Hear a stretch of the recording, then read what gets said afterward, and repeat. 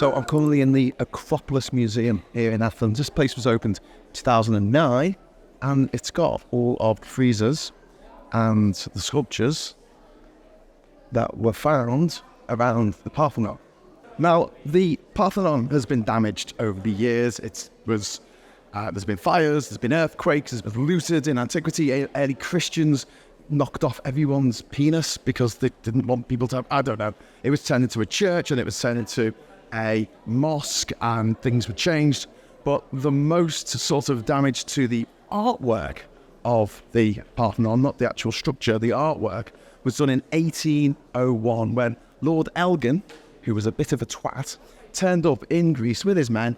And at the time, Greece was under Turkish rule, and he basically bought the marble sculptures and friezes off the Parthenon and shipped them back to the UK, where they remain to this day in the British Museum. Let's have a little look at what they've got here in Greece, because they've got some pieces that are original, but they have a lot of pieces that unfortunately aren't. What they've done here is essentially everywhere they can have the original piece, they've put the original piece. Where the original piece was stolen by Lord Elgin, they have put in place a plaster reproduction. So that's real. Plaster reproduction, all down there. So quick rule of thumb, if it's particularly bright white, it is a reproduction made out of plaster. If it's a darker colour, that part there, for instance, it's an original. So I'll give you an example. So here we have the chest of Poseidon, right? Now, the outer of it is a cast, and that part is in the British Museum. His actual torso there, that's the original, which they found after Lord Elgin stole what was left of old Poseidon there, and he was the centrepiece of this pediment on one of the sides of the temple, which you can see out the window, which is pretty cool. Down a little bit. And you won't going to believe this, but it's actually one of Britain's laws that they can't give back the Parthenon marbles to Greece from whence they were stolen, which seems ridiculous to me. Why doesn't London have the reproductions and Greece have the originals? Doesn't that make more sense to... I mean, because at the end of the day, how would you know? If you made a pretty good reproduction out of marble, who's to say? You could scan it.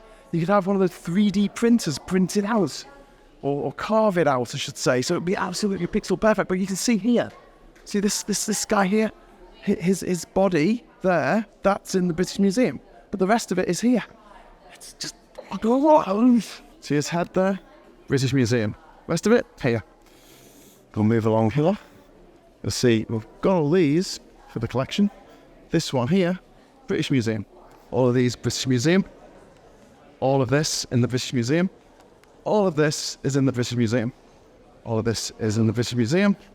Until we get to here, that's an original piece. All that, British Museum.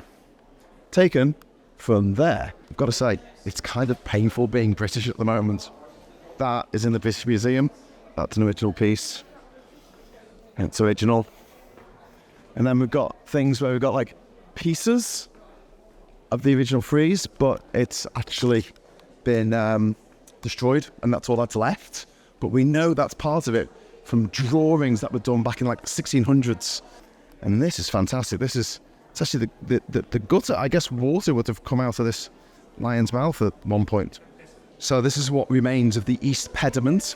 Original British Museum. This whole piece here, the three reclining goddesses, British Museum. Looted by the British, looted by the British, looted by the British. And these two horses here, original. The rest of this stuff is all inexplicably in the British Museum. You can see this frieze here, which was originally up high in the Parthenon. Reproduction. The original is in London. It looks like their brain is just floating. That's actually their hair. But that's original part. There's a little original part of that. The rest of it is a cast, plaster cast, original. Now then, all the rest of them off the eastern side, they're all reproductions because they're all in London. Oh, hang on. There's a little bit there. There's a little bit. And I think what fucks me off more than anything is there's absolutely no justification for doing this. They could literally make scanned copies of them, make reproductions. No one would know. You know, I'm not an archaeologist. Most people who go to the British Museum are not archaeologists. They're going to look at something and go, oh, that's a reproduction.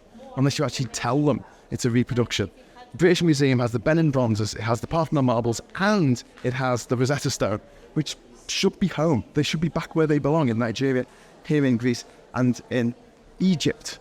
But you go to the Cairo Museum, there's a reproduction of the Rosetta Stone. You wouldn't know. You look at it and you'll be, oh yeah, that looks like a Rosetta Stone. It's not. It's a reproduction. The original's in London. Ridiculous. Absolutely ridiculous. All these, see here, all these reproductions. Because the originals are in London. Oh look, an actual original. There you go. Saved well. Phew. We were looking a bit dicey there. Looking like a bunch of thieves. This is the western pediment here. This guy's torso, top of his leg. It's in the British Museum. Bottom bit of his leg there. That's here. That's original, mostly.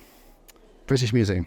And it's not like they took particularly good care of the Parthenon marbles in London. First of all, getting them to London in the first place, they damaged them a lot in transit and taking them off the temple, taking them off the Parthenon itself, the Parthenon up there. I think it was just after the war, they decided to try and clean them, and they used like acidic, abrasive cleaning stuff, and it damaged the marbles even further. Can't even use that as an excuse. Oh, we look after them better. No, we don't.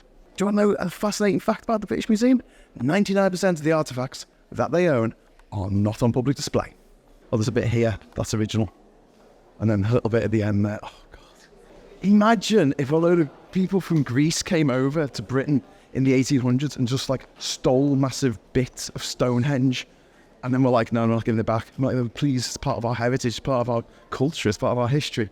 No, I'm not giving it back. It's got to stay in our museum. We've made a law. That's a reproduction, and then there's a little bit of original there. Behind me are the famous caryatids that held up part of the temple of Eretion. There's one missing.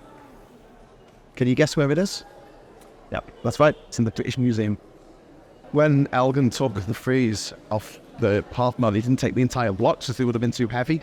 So what he did, he crowbarred off the front where the actual images were, and he left the stone behind.